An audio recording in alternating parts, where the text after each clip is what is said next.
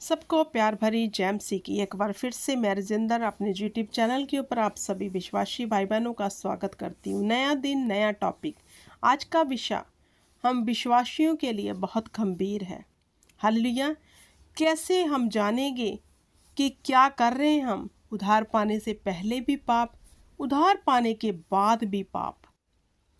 Hallelujah. ये जो मैंने लिखा है ये विश्वासियों के लिए है। उधार पाने से पहले तो पाप में हम होते ही हैं, लेकिन उधार पाने के बाद भी पाप कर रहे हैं। हालेलुया।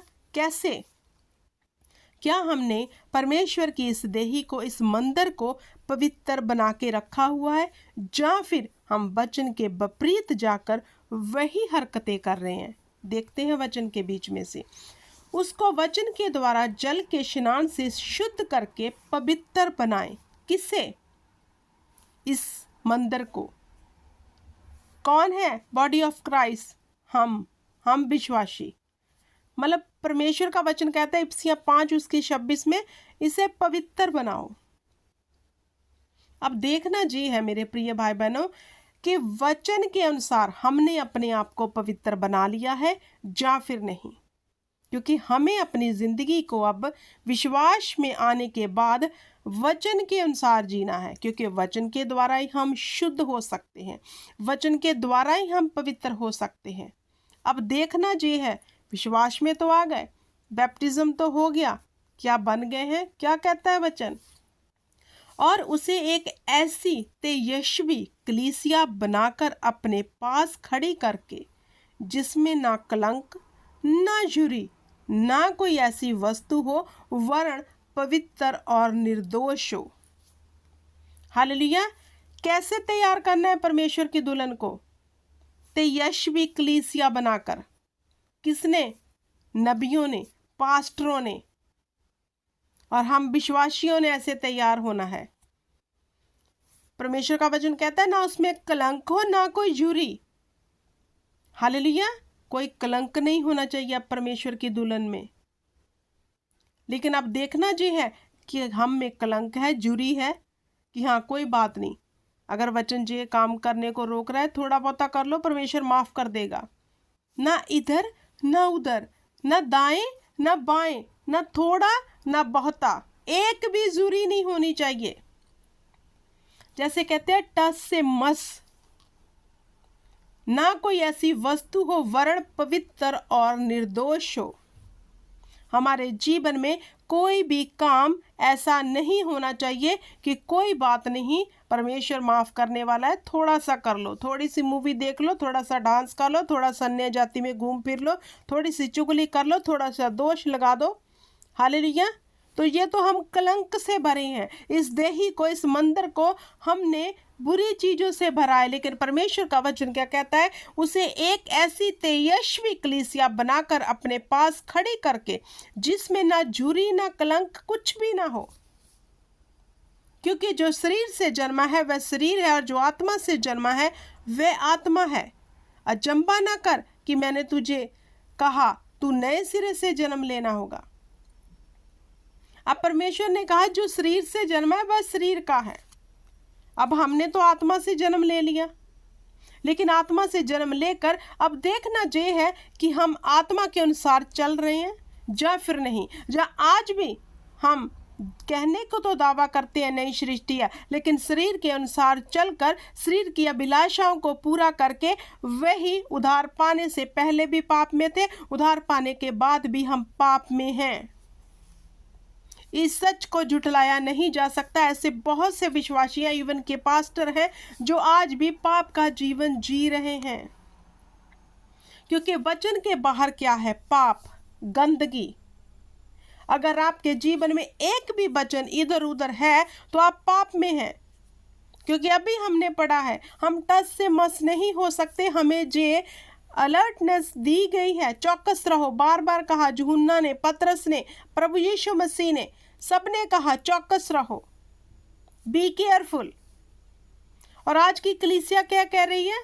क्या कर रही है? कोई बात नहीं, थोड़ा सा कर लो, परमेश्वर माफ कर देगा।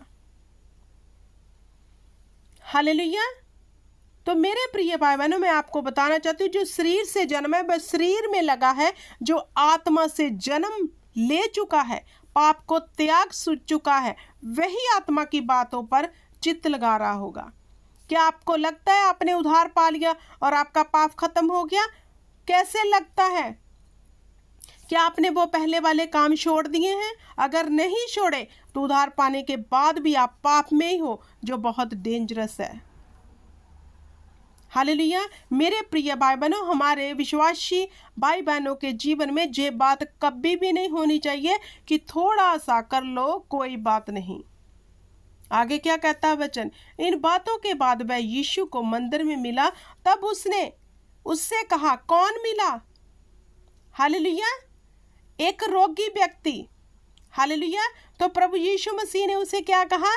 देख, तू चंगा हो गया, फिर से पाप मत करना, ऐसा ना हो इससे कोई भारी विपत्ति तुझ पर आ पड़े। जे मैंने वचन इसलिए यहाँ पे रखा है आपके लिए कि आपको समझ आए कि हम उद्धार पाए हुए हैं। अगर हम उद्धार पाकर पाप करते हैं तो ये वचन जो मैंने आपके सामने रखा है कि तू चंगा हो गया, अब देख फिर से पाप मत करना, उद्धार पा लिया है, फिर से पाप मत कर, ऐसा ना हो भारी विपत्ति तुझ पर आ पड़े। हालेलुया। उद्धार पाने से पहले तो पाप में थे, उद्धार पाकर भी अगर पाप में है तो ये वचन ढुकता है उन विश्वासियों के ऊपर जो आज भी पाप कर रहे हैं। प्रभु यीशु मसीह ने जहां अलर्ट किया उस रोगी को कि देख, तू दोबारा पाप मत करना, ऐसा ना हो तू इससे भी भारी विपत्ति तुझ पर आ पड़े। संकट किन लोगों के जीवन में आते हैं? जो पाप को छोड़ नहीं रहे। चंगे हो गए, नए रोए हो गए, नहलाए धुलाए सब कुछ कर दिया, उद्धार पाए हुए जीवन में आ गए, लेकिन फिर से वही चीज, वही गंदगी, वही पाप। सुअर की तरह मत बनो। ये पिक्चर मैंने इसलिए आपके सन्मुख रखी है कि देखो, जे सुअर नहला दिया, नहलाया, फिर सेकंड वाला देखो कीचड़ में जा गया, जा भरा। क्या हम ऐसे विश्वासी हैं? सुअर की तरह मत बनो। देखना है हम अपने जीवन में, ऐसे विश्वासी तो नहीं हम सुअर की तरह नहलाए धुलाए, उद्धार पाया, फिर से कीचड़ में, फिर से वही पाप में, वही दलदल में। तो मेरे प्रिय भाई बहनों, सुअर की तरह मत बनो। हालेलुया। हम नहलाए धुलाए, परमेश्वर के पवित्र पाक जिंदा लहू से शुद्ध किए, हम उद्धार में आ चुके हैं, और फिर से वही दास्तव के जुए में मत जाओ। क्या कहता है वचन?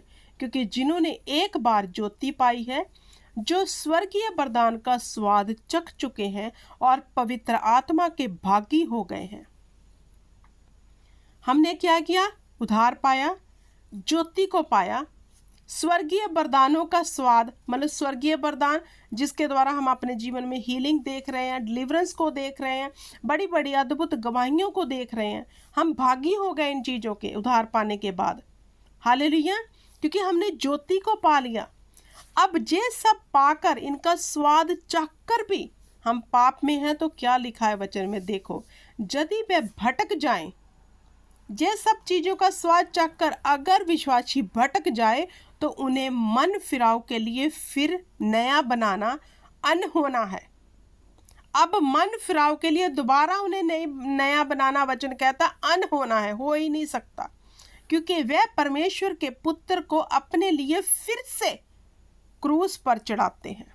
देख लो, अगर आप फिर से पाप करते हो, फिर से उसी दलदल में हो, तो आपको नया बनाना अनहोना है, क्योंकि आपने फिर से प्रभु यीशु मसीह को पाप करके क्रूस पर चढ़ा दिया। और आगे क्या लिखा है?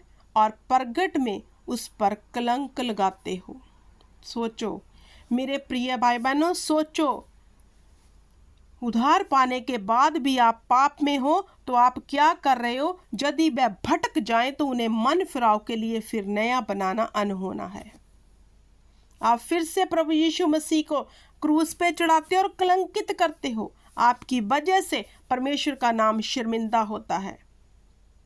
इसलिए जे मैंने फिर से थंबनेल लगाया है, उद्धार पाने से पहले भी पापी जीवन, उद्धार पाने के बाद भी पापी जीवन। ऐसा है, ये सच्चाई है, इसे जुटलाया नहीं जा सकता। अपने चारों ओर निगाह मारो, कितने लोग जो विश्वास से घिरकर पाप में पड़े हैं, वही अंधविश्वास, वही मूर्ति पूजा, वही जादू टूना, वही सब कुछ, उन्हीं चिक्कड़ में पड़े हैं सुअर की तरह आज भी, जो कहने को तो मसीह में है लेकिन उनके काम पहले से भी बुरे हो चुके हैं। तो मेरे प्रिय भाई बहनों, इस उधार में आप बने नहीं रहे, आपका उधार गुम हो गया है, चला गया आपके पास से। मत धोखे में रहो कि आपने परमेश्वर को ग्रहण किया हो तो उस उधार में बने हुए नहीं। उधार उनके लिए है जिन्होंने उधार में बने रहने का फैसला किया, अपने आप को पवित्र रखने का फैसला किया है। इस देही को जो प्रभु यीशु मसीह का मंदिर है, इसको बनाकर रखा हुआ है, पवित्र करके रखा हुआ है, वही उधार में बने हुए हैं। अदरवाइज आप उधार से भटक गए हो। परमेश्वर के मंदिर को खराब मत करो। जे मैंने थंबनेल इसलिए लगाया कि परमेश्वर के मंदिर को खराब मत करो। 2 सुअर हैं, नहलाया और कीचड़ वाला। कौन खराब कर रहा है? विश्वासी। आप विश्वासियों का क्या इस वचन से मेल?